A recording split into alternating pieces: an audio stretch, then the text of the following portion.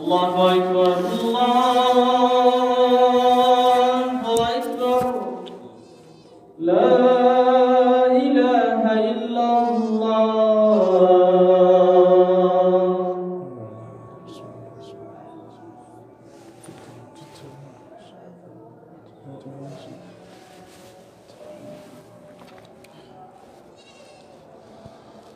إن الحمد لله نحمده تعالى ونستعينه ونستغفره ونعوذ بالله من شرور أنفسنا ومن سيئات أعمالنا. من يهده الله فلا مضل له ومن يضلل فلا هادي له، وأشهد أن لا إله إلا الله وحده لا شريك له، وأشهد أن محمدًا عبده ورسوله. يا أيها الذين آمنوا اتقوا الله حق تقاته ولا تموتن إلا وأنتم مسلمون. يا أيها الناس اتقوا ربكم الذي خلقكم من نفس واحدة وخلق منها زوجها وبث منهما رجالا كثيرا ونساء، واتقوا الله الذي تساءلون به والأرحام إن الله كان عليكم رقيبا. يا أيها الذين آمنوا اتقوا الله وقولوا قولا سديدا يصلح لكم أعمالكم ويغفر لكم ذنوبكم، ومن يطع الله ورسوله فقد فاز فوزا عظيما. أما بعد، فإن خير الكلام كلام الله، وخير الهدي هدي محمد صلى الله عليه وآله وسلم، وشر الأمور محدثاتها، وكل محدثة بدعة، وكل بدعة ضلالة، وكل ضلالة في النار. أعاذني الله وإياكم من الفتن والضلالات والأهواء. أيها المسلمون، اتقوا الله تبارك وتعالى، فإن تقوى الله وصيته للأولين والآخرين، ولقد وصينا الذين أوتوا الكتاب من قبلكم وإياكم أن اتقوا الله. واعلموا عباد الله أن من أفضل الأعمال عند الله ومن أعظم القربات إلى الله تبارك وتعالى إصلاح ذات البين. يقول الله تبارك وتعالى: لا خير في كثير من نجواهم إلا من أمر بصدقة أو معروف أو إصلاح بين الناس. أيها المسلمون عباد الله، خطبتنا waxay insha Allah taala ku saabsan tahay nabadaynta iyo heshiisiinta dadka muslimiinta ee marka ay wax dhex maraan ama isku dhaca. camalada ugu waaweyn ee ay tahay in lagu cibaadeysto ajar lagu doono waxa ka mid ah heshiisiinta iyo nabadaynta dadka bani aadamka ah. abuurkoodu wuxuu keensanayaa inay isqabtaan. waa sunnatullaahi fii khalqihi. sida ilaahay tabaaraka wa tacaala bani aadamka u abuuray waxay tahay inay wax dhex maraan kolba. waxaa dhex maraya labada dhinac mid unbaa ku khaldan, mid baa dulmi iyo gardarro wada. ilaahay tabaaraka wa tacaala innaga wuxuu inoo sharciyeeyey inaynu mar kastaba nabadayno oo aynu heshiisiinno oo aynu wanaajinno dadka muslimiinta ah dhexdooda. waa camalada ugu waaweyn oo ugu qiimaha badan. haddaynu xagga diinta eegno iyo adilada ku soo aroortay, waxaynu helaynaa aayaad fara badan oo qur-aanka ka mid ah iyo axaadiis fara badan oo nebiga sala allahu calayhi wasalam ka ansaxday oo tilmaamaysa qiimaha ay leedahay heshiisiintu nebigu calayhi salaatu wasalaam isagoo arrinta noocaasa fadligeeda inoo sheegaya ayaa waxa uu yidhi xadiidka saxiixa ah ee bukhaari uu soo wariyey maa camila bnu aadama camalan afdala min asalaati wa islaaxi daati albayni wa khuluqin xasan ibnu aadamku ma qabto camal ka fadli badan inuu salaad tukado iyo inuu dadka heshiisiiyo iyo dhaqan wanaagsan inuu yeesho saddex camal oo ka fadli badani ma jiro salaad lagu cibaadaysto iyo islaaxu daati albayn dadka muslimiinta ah ee ishaya in laga shaqeeyo markaa nabadayntooda iyo wa khuluqin xasan iyo dhaqan wanaagsan nabadayntu waa macno guud waxay noqon kartaa dad muslimiin ah oo dhiigooda daadinaya in la heshiisiiyo waxay noqon kartaa arrintaa mid ka hooseysa oo dad muslimiin oo isnacay oo aan is arki karin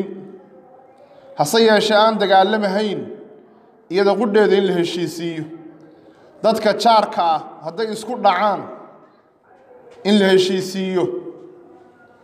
arrinta noocaasi waa macno ballaadhan xataa labada qof ee saaxiibka hadday isku xumaadaan in dib loo heshiisiiyo ayaa soo gelaysa sidoo kale nebigu calayhi salaatu wasalaam waxaa buu sheegay heshiisiintu inay ka fadli badan tahay salaada sunnaha ah iyo soonka sunnaha ah iyo sadaqada sunnaha ahba nebigu sala allahu calayhi wasalam wuxuu yidhi alaa ukhbirukum biafdala min darajati asiyaami waasalaati waasadaqa ma idinka warramaa wax idinka fadli badan darajada soonka iyo salaada iyo sadaqada culimmadu waxay yidhaahdeen waa soonka iyo salaada iyo sadaqada sunnaha ah waxa idinka fadli badan ma idiin sheegaa buu yidhi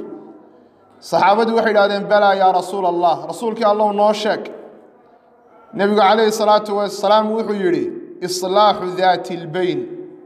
waa heshiisiinta muslimiinta dhexdooda la heshiisiiyo weeye ee la nabadeeyo sidoo kale walaalayaal dadku waxay ku shiraan oo ay ku faqaan oo meelaha lagaga hadlo waxa ugu qiimo badan buu ilaahay tabaaraka wa tacaala uu tilmaamay dadka in la heshiisiiyo iyo sadaqada in lagu booriyo iyo wanaagga oo la faro ilaahay tabaaraka wa tacaala wuxuu yidhi laa khayra fii kathiirin min najwaahum ilaa man amara bisadaqatin aw macruufin aw islaaxin bayna annaas khayr iyo wanaag ma laha wax fara badan oo dadku ay ku faqayaan ay ku wada hadlayaan mooyaane qofkii fara dadka inay sadaqo la baxaan ama wanaag fara aw islaaxin bayna annaas ama dadka nabadeeyo heshiisiiya saddexdaa arrimood ayaa waxa ugu wanaagsan ee loo kulmo ee laga wada hadlo ee waxa weeye lagu faqo ay tahay sidoo kale walaalayaal ilaahay tabaaraka wa tacaala qur'aanka amar go-an buu ina siiyey inaynu dadka heshiisiinno ilaahay tabaaraka wa tacaala wuxuu yidhi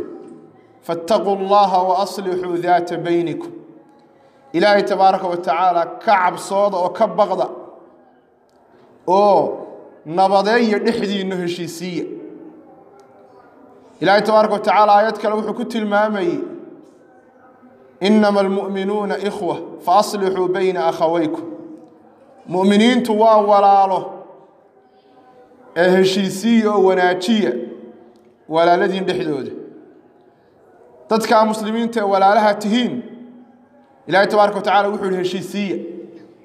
oo ka shaqeeya wanaaggooda iyo in laysu keeno quluubtooda oo laga dulqaado ama laga saaro cuqdada iyo xumaanta isu hayaan iyo colaadda u dhaxaysa ilaahay tabaaraka wa tacaala aayad kale wuxuu ku tilmaamayay wain طaa'ifataani min almu'miniina qtataluu faaslixuu baynahuma haddii laba kooxood oo muslimiinta ka midii mu'miniinta ka midii ay islaayaan ilaahay tabaaraka wa tacaala wuxuu yidhi nabadeeyo heshiisiiya sidoo kale walaalayaal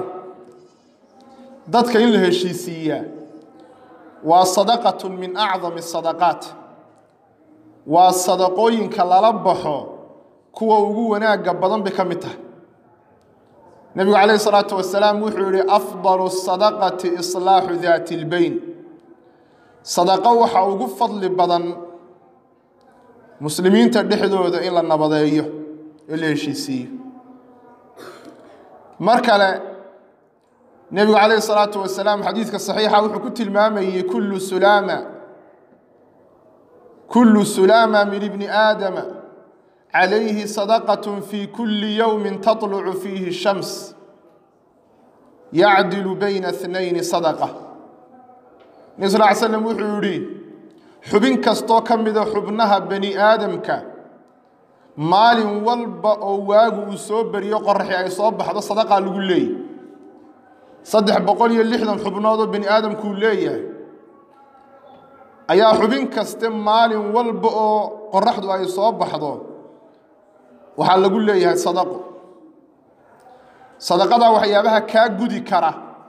ayaa xadiidku uu sheegayo mid ka mid aan soo qaadanaynaaye nebigu calayhi salaatu wasalaam wuxuu yidhi yacdilu bayna اthnayni sadaqa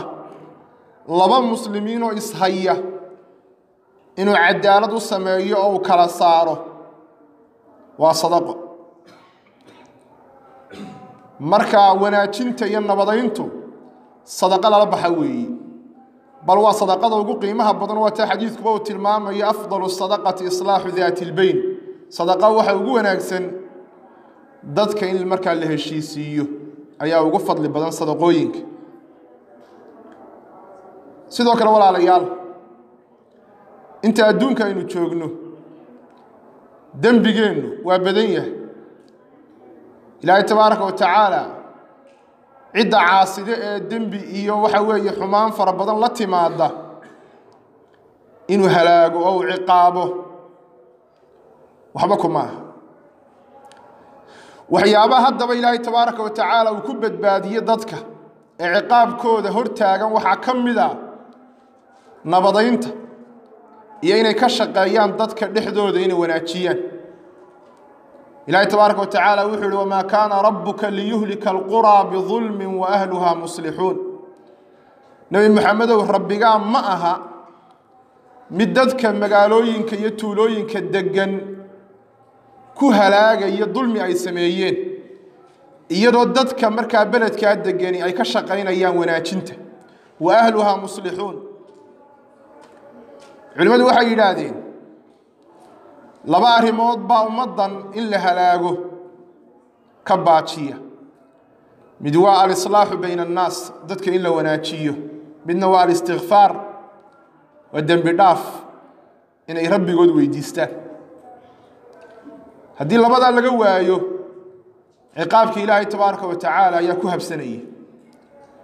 marka waxyaabaha ciqaabka ilaahay inaga hayiyo halaagga ilaahay inaga baajinaya waxaa ka mid a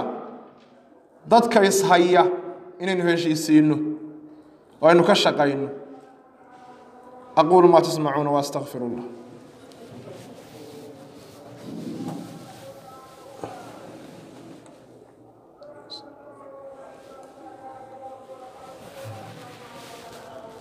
الحمد لله رب العالمين والصلاة والسلام على رسول الله وعلى آله وأصحابه أجمعين أما بعد فاتقوا الله عباد الله أيها المسلمون عباد الله أرنتا كصابسا تدك مسلمين تاين لهشيسيو لبقضب أين كسو كوبينه midi waa mide waxay ka mid tahay meelaha la baneeyey qofka dadka heshiisiinaya inuu been sheegi karo beentii xaaraanta ahayd ee ka mid ahayd min kabaa'iri dunuub dembiyada lagu halaagsamo ayaa shariicada islaamku ay bannaysay marka dadka la heshiisiinayo oo labada qolo is haya haddii loo kala qaado war aan jirin si loo heshiisiiyo oo mid lagu yiraahdo qoladaas way idin jecel yihiin oo way idin ogol yihiin kuwan kalena sidaas si leeg war laga qaado si loo heshiisiiyo waa arrimaha aan dambi ka soo raacahayn shariicaduna ay cafisay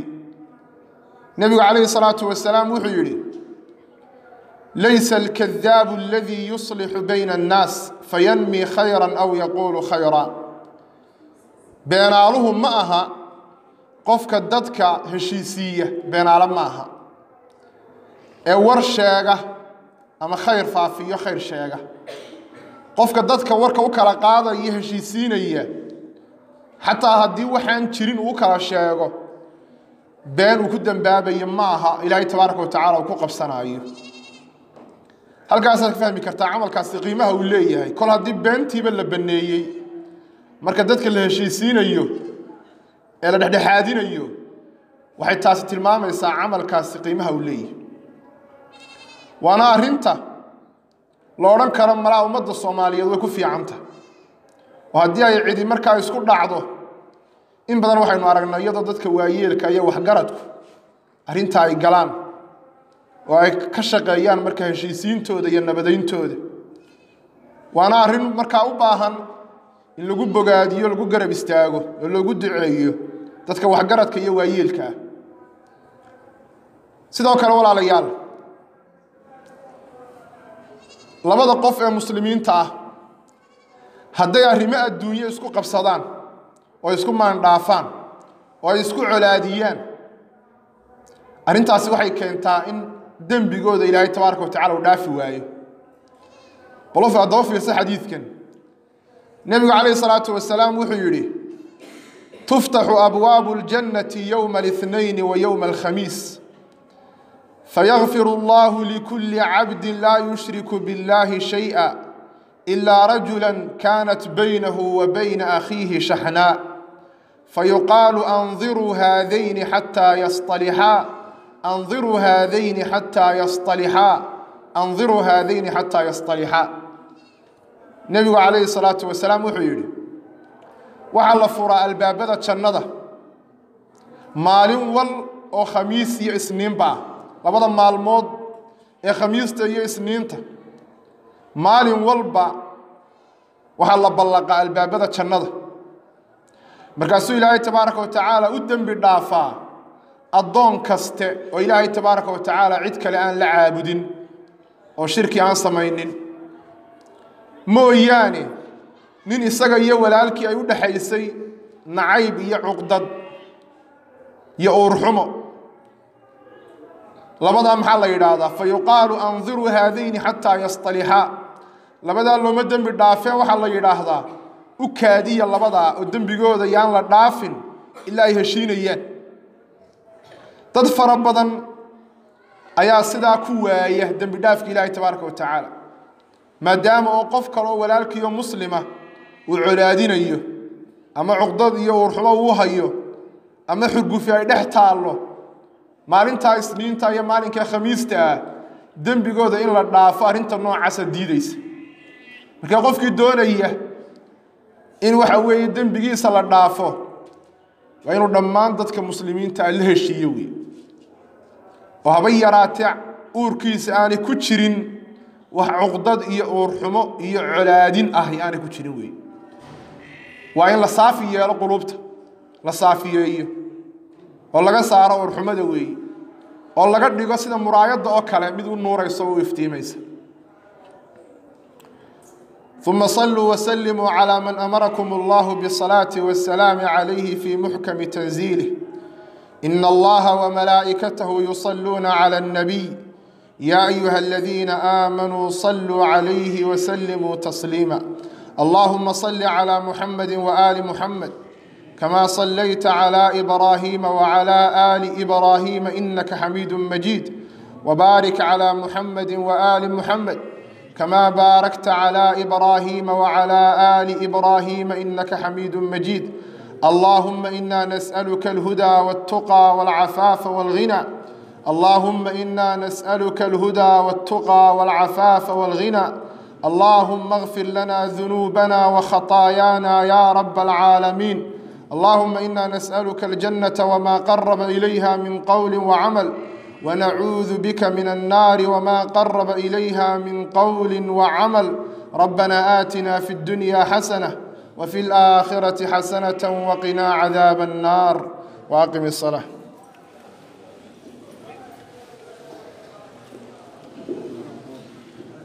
الله أكبر الله أكبر أشهد أن لا إله إلا الله أشهد أن محمدا رسول الله.